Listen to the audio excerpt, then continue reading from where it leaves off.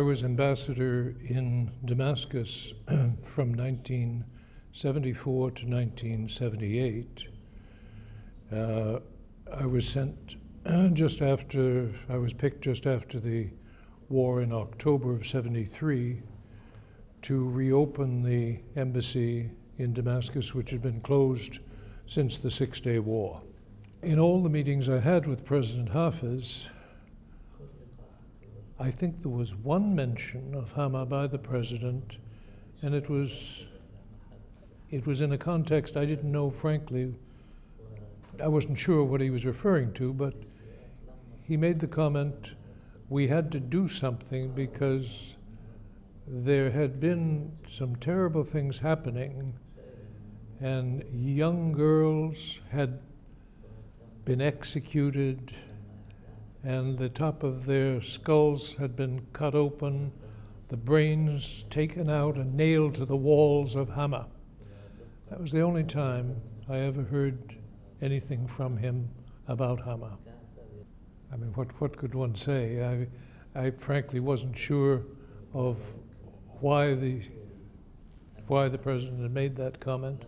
تقريباً كم مرة التقيت الرئيس حافظ الأسد؟ I lost count. It was an era of close working relations on those two subjects, the peace process and Lebanon.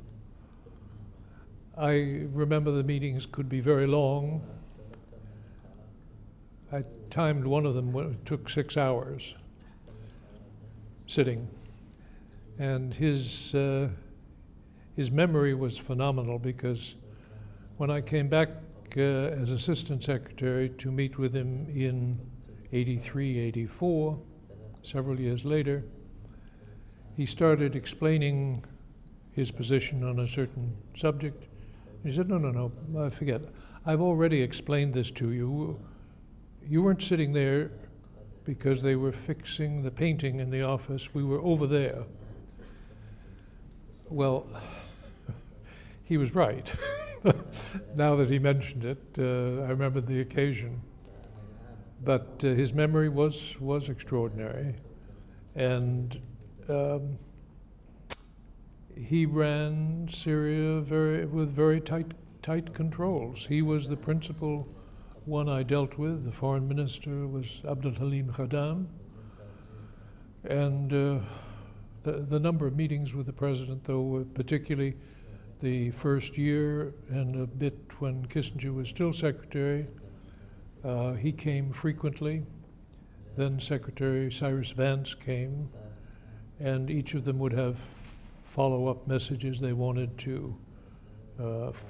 me to deliver to the president. So it was in that sense an open relationship, which did not last much beyond my own time in Damascus. It became more rare for the ambassador to have meetings with the president. But he was very hopeful that that first disengagement would be followed by the second, the third, however many stages it would take. As he said, I don't care how long it takes. What I need to know is that when it's over, every last, I think, centimeter or meter, he said, of our land must be restored to Syrian sovereignty. Well, he was always very, very civil. It was a very polite, calm exchange. He was never excited, and I'm not given to shouting at presidents myself. So it was a straightforward conversation, and he would explain at length the Syrian position, but the basic Syrian position never changed.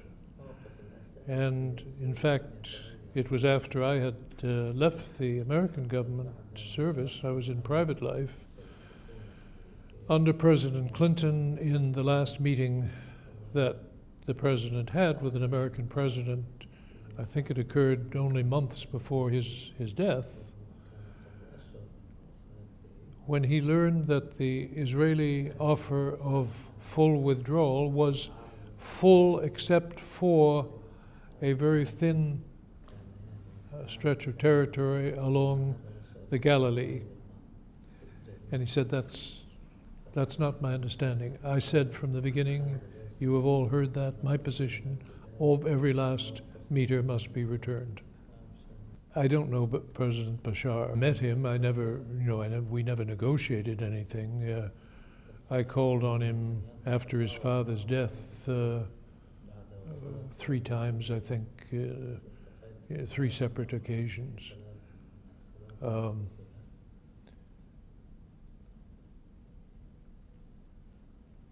Yeah, I don't know him like I felt I knew his father. And just about my last meeting with his father would have been some point in '88, I suppose. I remember saying, in all the years we've been meeting various subjects, I don't think you ever accepted a single idea that I brought you. He just looked at me with a half smile and said, well, you never brought me any good ones.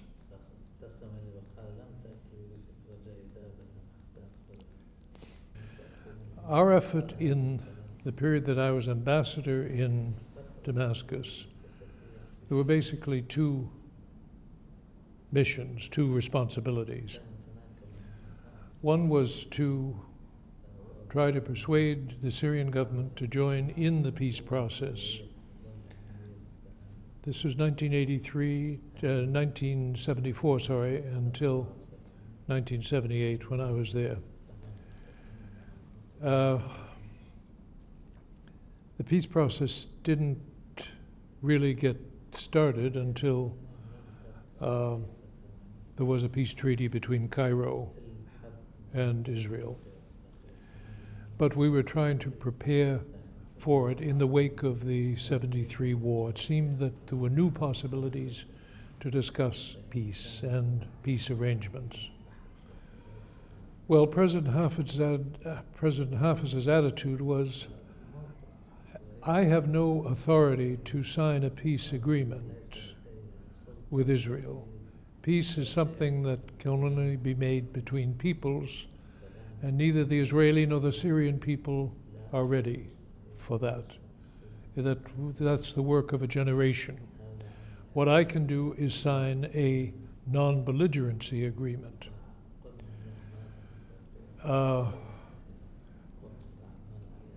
He was very interested in exploring with the American government how the efforts that then Secretary of State Henry Kissinger had made to negotiate the return of land occupied first in '67 and then in '73.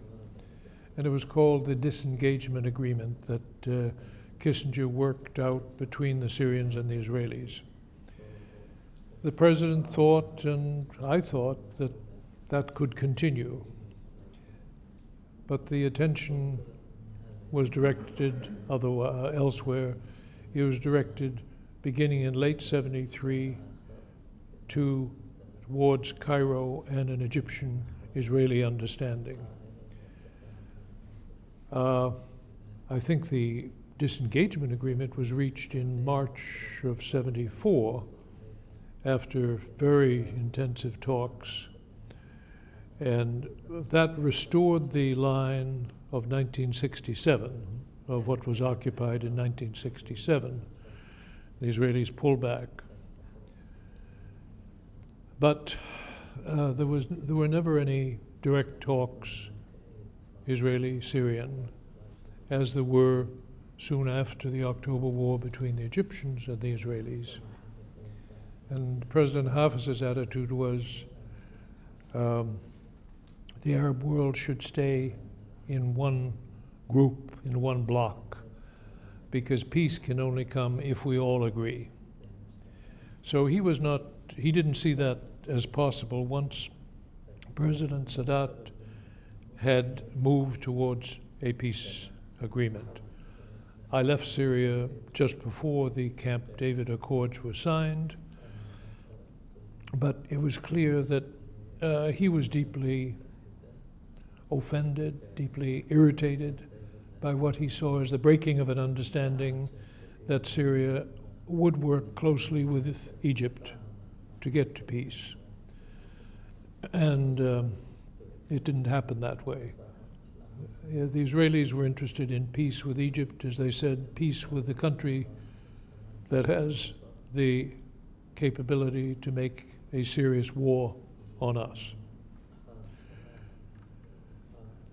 That was one responsibility, and the second was trying to ensure that the Lebanese civil war and the Syrian intervention sending troops into Lebanon, that did not create even more atmosphere of crisis between Syria, Lebanon, and Israel.